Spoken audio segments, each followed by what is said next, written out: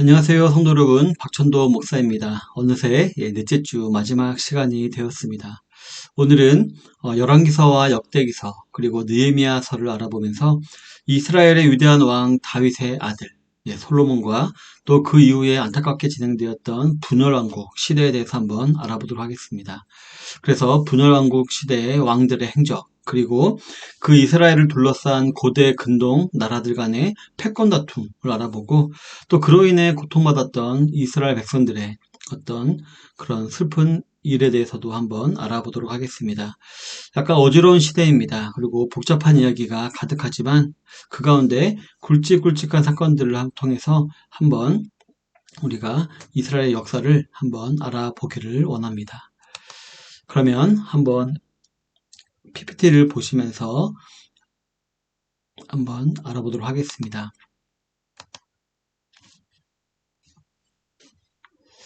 오늘은 좀 많습니다. 솔로몬의 통치구역으로부터 시작해서 느헤미야 때 예루살렘 성과 느헤미야 때 이스라엘 영토까지 참 많은 내용을 우리 오늘 공부할 텐데요.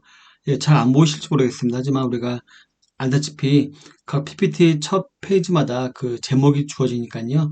너무 이렇게 안 보인다고 신경 쓰지 마시고 곧바로 진행하도록 하겠습니다. 그러면 먼저 사무엘하 또 열왕기상 11장을 근거로 해서 솔로몬의 통치 구역을 한번 살펴보도록 하겠습니다. 이스라엘은 이제 그 다윗 왕의 통치 기간에 정치적, 군사적으로 최고의 전성기를 이룹니다. 이스라엘의 지배력은 가나안 주변 에돔, 모압, 암몬, 다마스쿠스, 블레셋, 그슬, 하맛, 두로 등으로 광범위하게 미쳤고요. 그들은 이스라엘의 직간접적인 지배를 받았습니다. 그리고 이제 솔로몬은 이제 다윗과 밧세바 사이에서 난 아들인데요. 다윗의 뒤를 이어서 이스라엘의 제3대 왕이 되었습니다. 그리고 이 솔로몬은 이 다윗의 영토를 더욱 확장시켜서 저 유프라테스 강 딥사에서부터 블레셋 가사까지 가사까지 다 다스렸다라고 했습니다. 이 솔로몬은 이스라엘의 번영을 이끌었고 예루살렘 성전을 건축하기도 했지만 결국 그 아내로 맞이했던 이방 여자들에 인해서 우상 숭배에 빠지게 됩니다. 그래서 결국 하나님의 분노를 사게 되고요. 결국 이스라엘이 남북으로 갈라지는 원인을 제공하고 말았습니다. 이어서 분열왕국의 통치구역에 대해서 한번 알아보도록 하겠습니다. 열왕기상 12장 22절 12장부터 22장 내용을 근거로 해서 한번 분열왕국의 통치구역 알아보도록 하겠습니다. 솔로몬이 우상에 빠져서 타락하게 되자 이스라엘의 대적들이 급격히 세력을 확장하기 시작했습니다.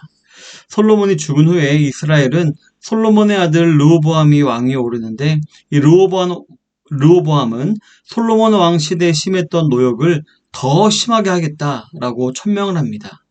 그래서 이에 여로보암은 유다 지파와 베냐민 지파를 제외한 10개의 지파를 데리고 북이스라엘을 세우고 르호보암 왕은 유다 지파와 베냐민 지파를 데리고 남유다를 세우게 됩니다.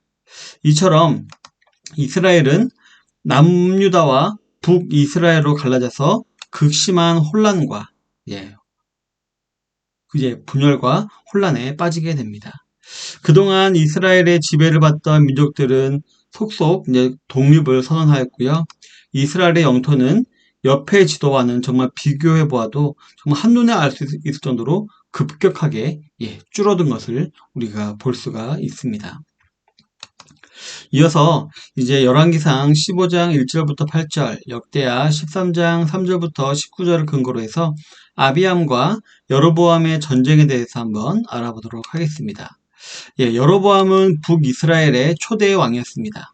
저 빨간색 보이시죠? 북이스라엘 초대 왕이었습니다. 그는 백성들이 제사를 지내기 위해 유다의 수도인 예루살렘 성전으로 내려갔다가 배신할지도 모른다. 다시 돌아오지 않을지도 모른다라는 걱정에 베델과 단에 금송아지 상을 두어서 섬기게 하고 일반 백성들로 하여금 제사장으로 세웠습니다. 게다가 절기도 자기 마음대로 정했습니다.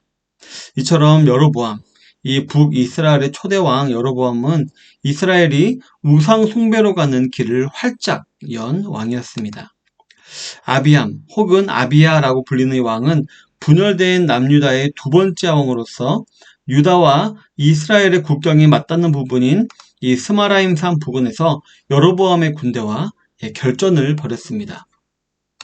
이스라엘 군대는 이게 둘로 나뉘어서 유다군의 앞과 뒤를 포위하여 공격했지만 온전히 하나님께 의지했던 유다군이 결국 승리를 합니다. 이 전투로 이스라엘은 50만 명이 전사하고 도망가게 됩니다. 유다군은 이때 이제 북쪽의 베델, 에브론, 여사냐 등 세 성읍을 점령하게 됩니다. 그 전쟁 후에 결국 여로보암은 죽게 되고 아비야는 점점점 강성해져 갔으며 아들 22과 딸 16을 낳았다라고 성경은 기록하고 있습니다. 이어서 네 번째로 애굽의 유대 침략, 역대하 14장 9절부터 15절 근거로 해서 애굽의 유대 침략에 대해서 한번 알아보도록 하겠습니다. 이미 이전에 남유다의 초대왕 르호보암이 악하게 행하자 애굽왕 시삭이 한번 쳐들어온 적이 있었습니다. 그때 르호보암이 하나님 앞에 겸비하여 남유다가 멸망하지는 않았었습니다. 다만 성전에 있는 모든 기물을 다 빼앗긴 적이 있었습니다. 그러다가 유다의 3대 왕 아사 때 애굽 장군인 에티오피아 사람 세라가 대군을 끌고 마레사까지 쳐들어오게 됩니다. 아사는 하나님 보시기에 선과 정의를 행했고 우상과 산당을 탑하는 등 선한 왕이었습니다. 그렇기 때문에 그 결과 이때 아사의 유다군은 마레사에서 애국군을 공격하여서 대승을 거두고 블레셋 지역인 그랄까지 뒤쫓아가서 그랄 주변 성까지 공격하고 약탈하고 다시 예루살렘 성으로 돌아오게 됩니다. 이처럼 두 번째 애굽의 유대 침략은 이렇게 간단하게 끝났습니다. 이어서 열왕기상 15장 17절부터 22절을 근거로 해서 남유다의 아사왕과 북이스라엘의 바하사왕의 사이의 전쟁에 대해서 한번 알아보도록 하겠습니다. 이스라엘의 3대 왕이었던 바하사는 유다와 이스라엘의 접경지역 지대에 있던 라마를 이제 점령했습니다. 그는 이제 교통의 열중지인 라마를 이제 유다 공격을 위한 전진기지로 삼고자 했고요. 또 이스라엘 백성들이 종교적, 정치적인 이유로 유다로 가는 것을 막으려고 했던 것임을 우리가 알 수가 있습니다. 반대로 남유다 입장에서는 예루살렘과 불과 6km밖에 떨어지지 않은 곳에 이스라엘의 요새가 있다라는 것이 큰 위협으로 다가왔습니다. 그래서 유다 3대 왕 아사는 다메섹에 있던 아람 왕 벤 하닷에게 예물을 보냅니다. 비트코인이 가고 있습니다.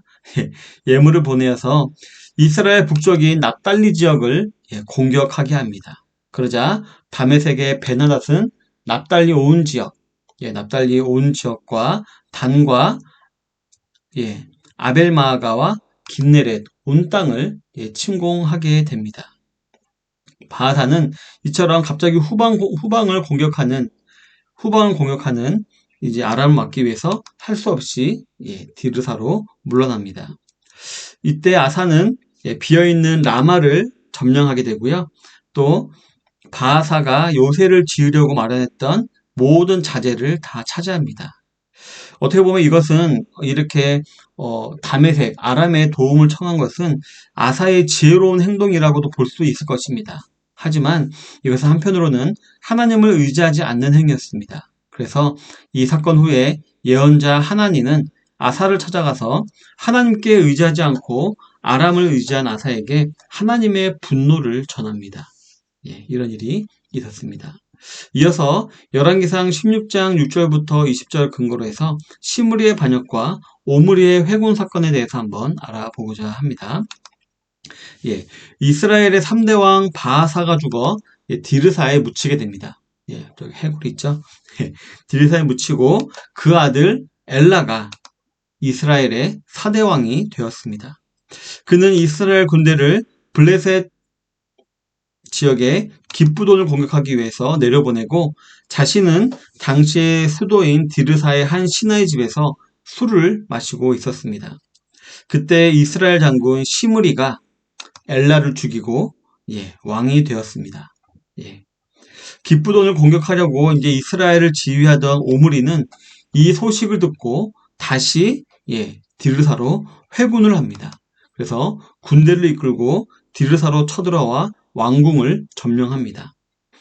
오므리가 왕궁까지 점령하자 시므리는 왕궁에 불을 지르고 스스로 그곳에 들어가 죽었습니다. 이렇게 시므리는 불과 7일, 7일밖에 왕을 하지 못하고 죽어버리고 만 것이었습니다. 이어서 열왕기상 20장 1절부터 34절, 22장 29절부터 40절을 근거로 해서 이스라엘을 침략한 아람 군대에 대해서 한번 알아보도록 하겠습니다. 시므리를 제외한 오므리는 왕이 되었습니다. 왕이 되었고 이스라엘 수도를 사마리아로 옮깁니다. 사마리아 옮기고 온갖 악한 짓은 이제 다 했는데요. 근데 그 오므리도 결국 죽고 말았습니다. 죽고 이제 그의 아들 아합이 이스라엘의 7대 왕이 되었는데요. 아합은 우리 성도님들도 잘 알고 있는 그런 사람이죠. 엘리야와 이렇게 싸웠던 정말 악하기로 유명한 왕이었고, 그리고 그의 아내 이세벨도 참으로 유명한 악녀였습니다. 이때 이스라엘 북쪽의 아람왕, 저 아람왕이 또 아람왕 베나닷 2세가 32명의 왕과 함께 이스라엘을 침략해 왔습니다. 이때 침략해 왔습니다. 아합이 이제 악한 왕이긴 했어도 이 당시 이스라엘의 군사력은 참 막강했습니다. 게다가 어떤 이유에서든지 하나님께서 도와주십니다. 그래서 첫 번째 전쟁에서 이렇게 아합이 승리하게 됩니다. 그리고 그 다음에 아람 왕이 아벡으로 다시 한번 이렇게 침공해 왔습니다. 하지만 이때에도 선지자 예언대로 북이스라엘이 대승을 거두게 되었습니다. 이 두 번째 전쟁에서 아합은 아람 왕 벤하닷 2세를 포로로 잡고 빼앗겼던 성들을 돌려받았습니다. 그리고 아람의 다마스쿠스 성에서 무역에 대한 특혜를 받기도 했습니다. 그러나 아합이 벤하닷 2세를 살려주게 되는데요. 이 살려준 것은 선지자가 알려준 하나님의 뜻에 어긋나는 것이었습니다. 이것 때문에 하나님의 노여움을 샀고요. 또 그와 함께 이때 아합이 음모로 나봇을 죽입니다. 나봇을 죽이고 포도원을 빼앗은 일이 있었는데 이 일로 인해 아합은 하나님의 저주를 받게 됩니다. 이제 사마리아로 돌아온 지 3년 후 아합은 베나닷 2세가 돌려주기로 했던 길르앗 라모성을 이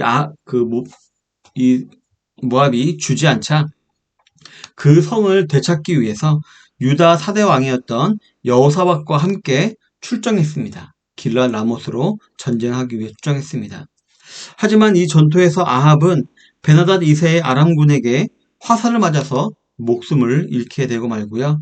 또 이때 아합의 딸과 여호사밧의 아들은 정략 결혼한 상태였기 때문에 여호사밧은 이렇게 장인 어른의 요구에 따라 어쩔 수 없이 간 거였고, 하지만 선한 왕이었기 때문에 하나님의 도우심으로 살아남을 수가 있었습니다.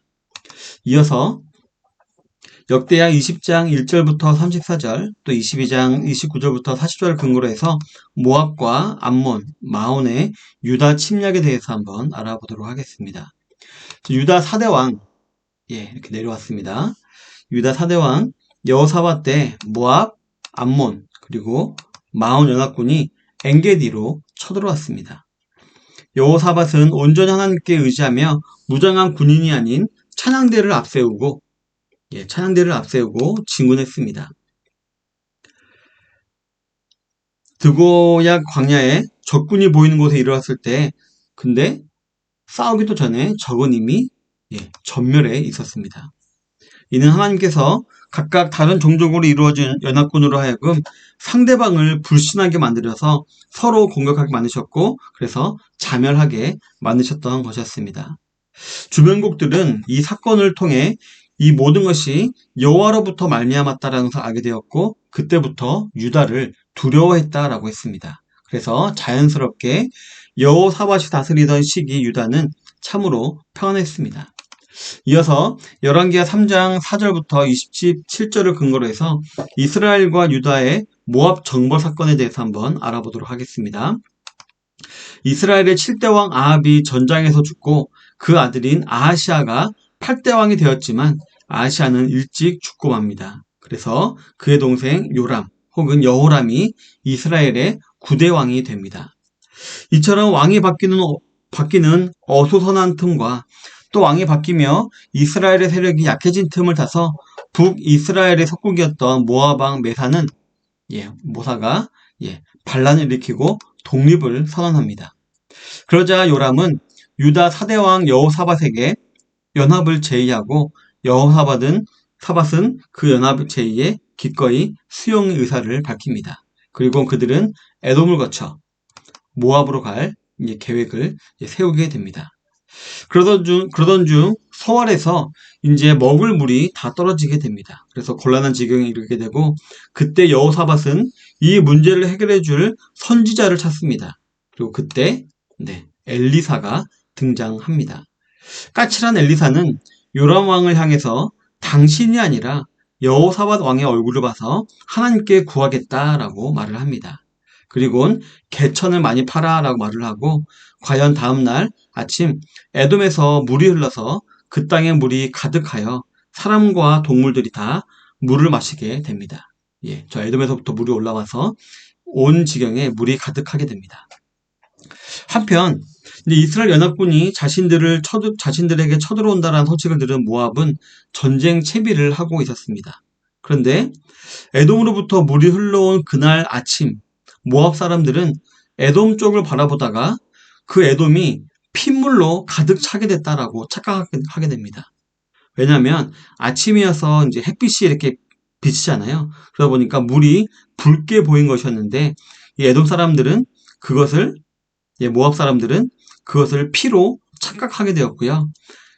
그리고 그것은 북이스라엘과 남유다가 서로 싸워서 그래서 서로 죽여서 피가 가득하게 된 것이다라고 이렇게 착각을 하게 됩니다. 그래서 이 모압 사람들은 성을 버리고 노략을 하러 이렇게 서로 갑니다. 이스라엘 진영에 도착했을 때 이스라엘 사람들은 무장하지도 않고 나온 모압 사람들을 쳐서 죽이기 시작했습니다. 그래서 진멸 직전까지 몰아붙입니다. 그때 메사는 미친 짓을 합니다. 자기 장남을 불에 태워 죽이는 극악한 행위를 벌이게 되었고요. 이스라엘 연합군은 그 장면을 보고 그가 미쳤다라고 생각했는지 아니면 자신들이 죽이지 않아도 이미 모압은 끝났다라고 생각했는지 그냥 돌아가게 됩니다. 이어서 열왕기하 9장부터 10장을 통해서 예후의 반란에 대해서 한번 알아보도록 하겠습니다. 예후는 북왕국 이스라엘의 제10대 왕으로서 100년 이상 지속된 예후 왕조를 시작한 인물입니다. 예후는 원래 오므리 왕조인 아합 왕의 군대 장관이었고 또 아합의 아들 요람 왕을 섬기던 그런 장군이었습니다. 예후는 이 길랏 라못에서 아람군과 대치 중이었는데 이 전쟁 중에 이스라엘 9대 왕 요람이 부상을 당해서 벨공이 있는 이스라엘로 예후만 남아 이렇게 돌아가게 되고 예후만 남아서 이렇게 대치를 하게 됩니다. 그때 엘리사의 전령이 길랏 라못 예후에게 와서 기름을 붓고 왕이 될 것을 예언합니다. 예후 너가 왕이 될 것이다 라고 예언을 합니다. 동시에 또 엘리사로부터 아합의 온 집안을 멸망시키라 라는 명령을 받게 됩니다. 그래서 그 길로 이제 예후는 이스라엘로 가게 되고 반란을 생각지도 못했던 요람을 죽이게 됩니다. 요람을 죽이고 그리고 문병 와 있던 이스라엘의 6대 왕 아하시아도 추격 끝에 죽입니다. 아니 왜 쓸데없이 아하시아를 죽였냐라고 의아하게 생각하실지 모르겠지만 이 아하시아의 어머니가 바로 아합의 딸입니다. 따라서 이 아하시아 왕도 아합의 핏줄이었기 때문에 하나님 명령하신 진멸시킬 그런 대상에 포함되는 것이었습니다. 또한 이제 명령대로 다시 이스라엘로 와서 아합의 아내이자 요람의 어머니였던 이세벨도 죽입니다. 예, 이세벨도 죽이고 또 이스라엘 수도 사마리아에서 이 소식을 들은 이제 신하들은 아합의 후손 70명을 죽여서 예, 또 예후에게 또 이렇게 보내는 일도 벌어지게 됩니다. 그리고 그 후에 이제 예후는 이스라엘에 있던 아합 집안의 모든 사람들과 사마리아로 향하던 중에 만난 아하시아의 친척 42명을 죽이게 되고요. 예후가 하나님의 명령에 순종하여 사마리아에 있던 아합과 관계된 모든 사람을 죽임으로써 하나님께서 아합에게 내린 저주가 실현이 됩니다. 그리고 사마리아에 도착하여 요람과 관련된 모든 사람들을 다 죽이고 그에 더하여서 바알 숭배자들도 죽이고 그 산당을 변소로 만들었다라고 했습니다. 이 일로 인해 하나님 기쁘셨는지 예후에게 너희 후손 4대에 걸쳐서 이스라엘을 통치하게 될 것이다 라고 약속을 하십니다. 하지만 예후는 진심으로 여호와 하나님을 섬기는 것이 아니었고 오히려 금송아지 우상을 숭배하는 걸 즐겨하는 사람이었습니다. 그렇기 때문에 그 결과 예후는 하사엘의 침략을 받아 요단강 동쪽 편 땅을 다 빼앗겼습니다. 예, 다 빼앗겼고요. 또 28년간의 긴 통치를 마감하고 죽어 사마리아의 장사가 되었습니다. 이제 이어서 열왕기하 14장 7절부터 20절, 역대하 25장 5절부터 14절, 또 25장 20절을 근거로 해서 유다왕 아마샤의 행적을 한번 알아보도록 하겠습니다. 간단하게 유다의 역사를 먼저 한번 살펴보면 유다의 5대 왕 여호람 때 블레셋과 아라비아 사람들이 왕궁까지 쳐들어와서 여호람의 아내와 아들들을 다 잡아가게 됩니다. 그렇기 때문에 이 이스라엘 왕궁에는 막내인 아하시아만 남게 됩니다. 하지만 얼마 후에 여호람이 죽게 되자 이제 아하시아가 6대 왕이 되었습니다. 근데 아하시아가 왕이 된 지 얼마 안 된 후 이제 아하시아와 요람이 아까 알아봤듯이 예후에 의해서 살해됩니다. 그래서 유다 왕실에는 왕이 될 만한 사람이 그 당시에는 없었습니다. 그렇기 때문에 이 아하시아의 어머니였던 아달랴는 자기가 왕이 되려고 합니다. 그래서 자기 아들 여호람의 모든 핏줄을 다 죽여버립니다. 다 죽여버리고 유다의 7대 왕이 스스로 되어서 횡포를 일삼았습니다. 하지만 다행히도 그 당시 한 살이었던 아하시아의 아들 이 요아스가 신하들의 도움으로 숨어서 잘 성장하고 있었습니다. 그래서 이 요아스가 7살이 되던 해에 유다 8대 왕으로 등극되었고 신하들은 아달랴를 죽였습니다. 하지만 이 요아스도 이 자기를 키웠던 대제사장의 말을 따라서 정말 착실히 잘 생활하다가 그 제사장이 죽자마자 말년에 우상 숭배에 빠져버리게 되고 맙니다. 그래서 그 죄로 말미암아 아람의 하사엘이 예루살렘까지 침략했고요. 그때 요아스는 신하들에게 암살을 당하고 맙니다. 이처럼 유다 8대 왕 요아스가 이제 암살을 당하게 되고 이제 알아볼 아마샤. 이 아마샤가 유다의 9대 왕이 됩니다. 유다의 9대 왕이 되었고요. 그리고 아마샤는 왕이 되자마자 자기 아버지를 암살한 사람들을 다 죽여버립니다. 그리고 이후에 이제 아마샤는 홍해로 연결되는 남방 무역로를 확보하려는 목적으로 유다 5대 왕 때 여호람 때 독립한 에돔을 먼저 징벌하려고 합니다. 그래서 그 계획을 세우고 이제 하던 중에 약간 부족하다 느꼈는지 사마리아의 병사 10만 명을 고용했습니다.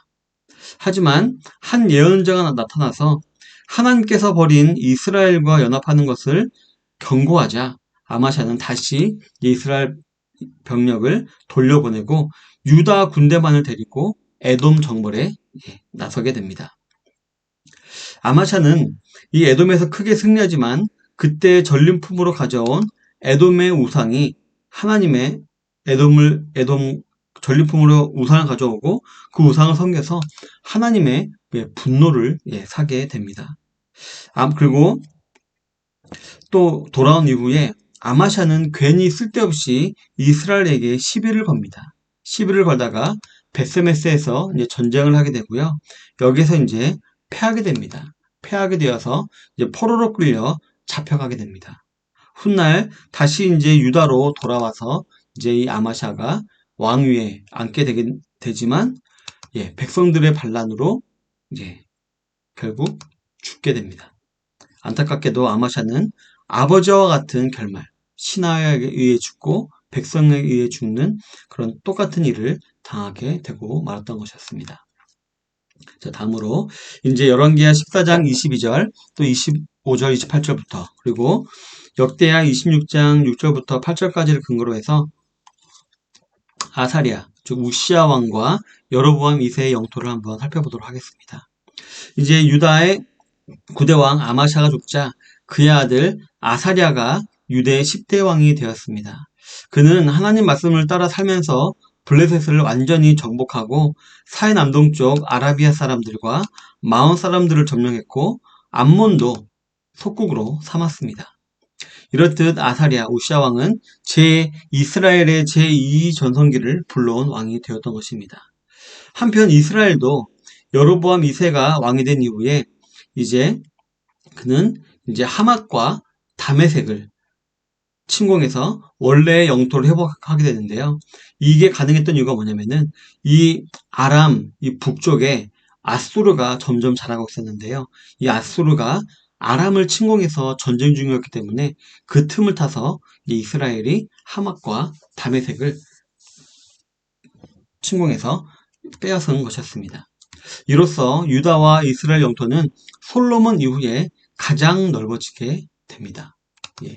이어서 이제 아수르의 이스라엘 침략에 대해서 알아보도록 하겠습니다. 열왕기하 15장 29절입니다. 성경에는 이렇게 한 절로 간단하게 되어 있지만 실제 역사를 보면은 참 많은 일이 있었음을 우리가 알 수가 있는데요. 솔로몬 이후에 가장 넓은 영토를 차지했지만 영광은 그리 오래가지 않았습니다. 북쪽에서는 아수르가 점점 세력을 키워나가고 있었기 때문인데요. 잘 아시다시피 아수르는 나중에 북이스라엘을 멸망시킨 나라입니다. 이제 북이스라엘 멸망이 얼마 남지 않은 것입니다.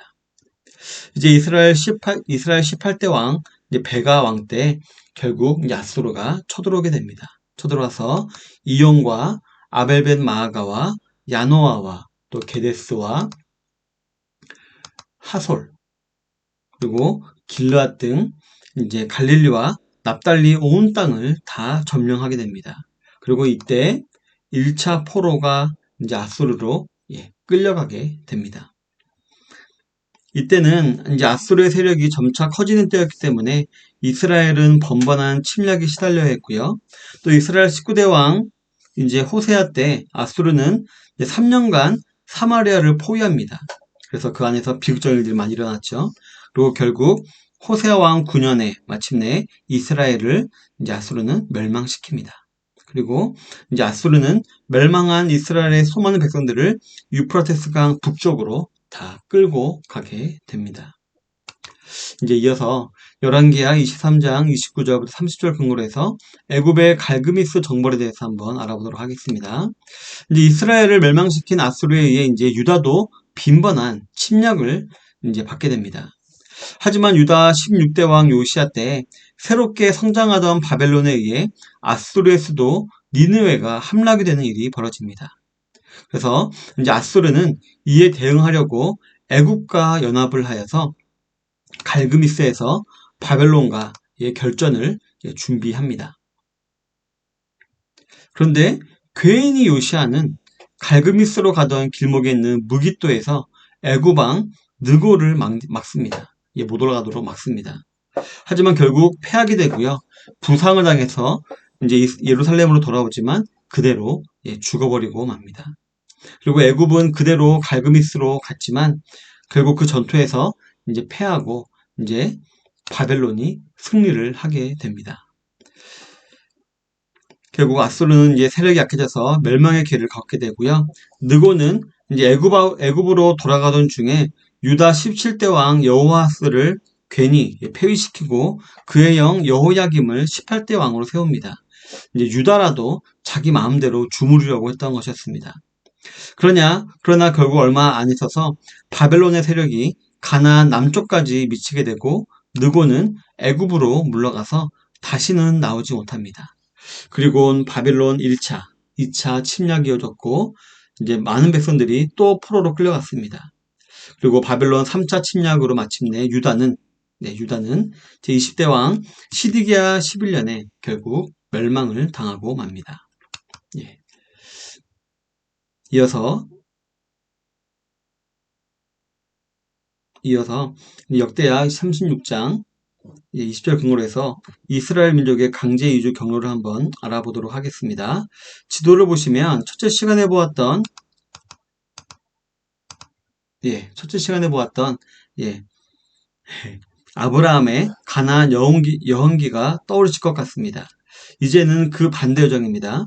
이스라엘을 멸망시킨 아수르는 수많은 이스라엘 백성들을 포로로 끌고 갔습니다. 고산강가에 있는 할라와 하볼과 메대 사람의 여러 지역으로 이 이스라엘 사람들을 다 흩어놓았습니다. 그리고 반대로 유프라테스 강에 있는 이방인들을 가나안 땅으로 이주시켰습니다. 이는 민족성이 강한 점령지 백성을 흩어지게 해서 결속력을 약화시키고 반란을 막으려는 정책의 결과였습니다. 바벨론도 이처럼 이렇게 아수르와 같은 이유로 수많은 백성들을 이렇게 바벨론 부근으로 끌고 갔습니다. 이처럼 유다 민족은 하나님의 약속, 즉 70년간 포로 생활을 할 것이라는 예레미야 예언을 믿고 이제 긴 포로 생활을 해야 했습니다. 그리고 이 포로 생활은 바사 제국이 일어나서 바벨론이 멸망할 때까지 계속해서 진행되었습니다. 이제 마지막으로 느헤미야 2장부터 4장을 근거로 해서 포로 생활에서의 귀환에 대해서 한번 알아보도록 하겠습니다. 이제 바벨론의 유다 1차 침략으로 인해서 포로로 끌려간 지 70년, 그리고 바벨론의 유다 3차 침략으로 멸망한 지 49년 만에 유다 포로민들은 바사 고레스 왕에 의해서 해방이 되었습니다. 하지만 70년 동안 바벨론에 정착한 유다 백성들 중에는 그곳에서 형성한 모든 것을 버리고 폐허가 된 예루살렘으로 돌아가는 것을 원치 않는 사람들이 많았습니다. 그래서 일부만 이렇게 예루살렘으로 돌아왔습니다. 귀향은 이렇게 3차에 걸쳐 이루어졌는데 1차 때 스룹바벨과 예수아는 사마리아인들의 방해 속에서도 제단과 성전을 재건했고 2차 때 에스라는 신앙개혁 운동을 했고요. 3차 때 느헤미야는 이방인들의 방해 속에서도 예루살렘 성벽을 재건했습니다. 이처럼 당시 유다가 있던 팔레스타인 지역은 이방인들이 세력을 장악하고 있었는데 그들에게는 갑자기 몰려와 성을 쌓는 유다 백성이 위협적으로 보일 수밖에 없었을 것입니다. 그래서 이제 많은 방해가 있었는데 하지만 느헤미야는 이 사마리아의 총독 산발락과 암몬의 지도자 도비아의 계속되는 위협과 방해 속에서도 백성들을 일사불란하게 지휘하고요. 단 52일 만에 예루살렘 성벽을 재건하게 됩니다. 그 후 유다 백성들은 절기를 지키고 회개하고 하나님의 율법과 계명을 지키기로 서약을 합니다. 자, 이 사진의 오른쪽을 보면은 이제 영토가 많이 줄어들었다는 것이 보이죠? 이제 색칠한 이 약간의 부분, 이 부분만 이제 이스라엘 백성들이 살게 되었습니다. 그리고 이 왼쪽의 사진은 이제 3차에 걸쳐서 재건한 성벽과 예루살렘 성벽과 성전의 그런 모습인데요. 이렇게 해서 이제 이스라엘도 다시 이제 평화의 시대를 맞이하는 것 같아 보였습니다. 하지만 여전히 이 페르시아, 즉 바사의 속국이라는 사실에는 변함이 없었고요. 또 물질적으로도 많이 부족한 환경이었습니다. 그래서 그때 이스라엘 백성들은 많이 불평을 하게 되고 그래서 불순종하게 되고 타락하게 됩니다. 그리고 그 모습을 보고 마지막 선지자 말라기가 경고를 합니다. 너희들을 그러지 말아라고 경고하지만 그들은 회개할 줄 몰랐고요.